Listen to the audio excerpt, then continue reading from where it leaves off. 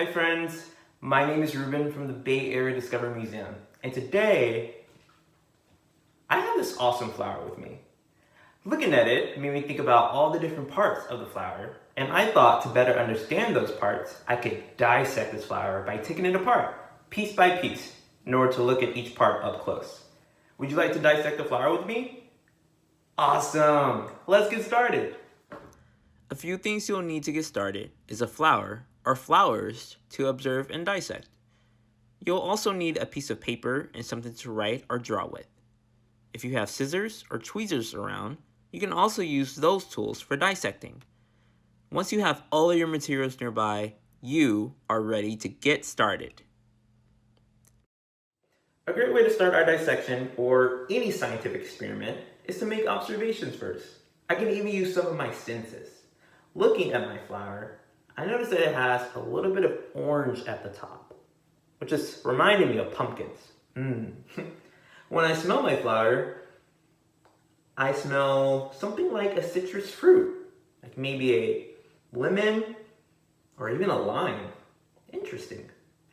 If I feel the petals, they feel super soft, while the stem feels really strong.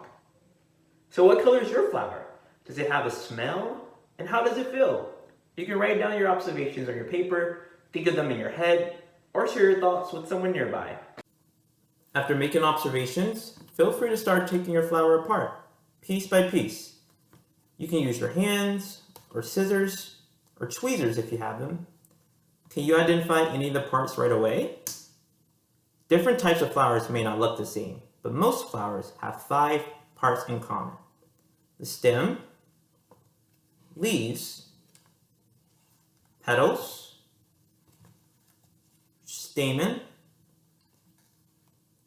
and then the pistil, just right here.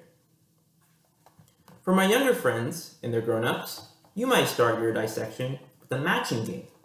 On a piece of paper, a grown-up could write the different parts of a flower, like I did here, then take apart the first flower, putting the parts in their respective places on the paper. Then invite your little one to take apart the next flower and match the parts to the one on your paper, like so. So here are the petals on my flower. Let's take one off. Here's the petal up close. So for my older friends, identifying the part is the first step. Next, think about what each part might do. For example, what is the purpose of a petal? Is it to protect the other parts of the flower? Or is it just to look pretty? And why do flowers need to look pretty? Feel free to write down your ideas and share them with others if they're nearby. If there are parts of the flower that are a bit more challenging to categorize, you can put it to the side for now and come back to them after identifying the rest. You could also ask an adult for help if you really get stuck on a part and see what they think. Lastly, if you're dissecting more than one flower, try to make some observations of how the same flower parts may look different with each new flower you dissect. Alright my friends, I hope you had so much fun using scientific observations to dissect flowers to me. I hope to see you at the Bay Area Discovery Museum soon, but for now, bye friends!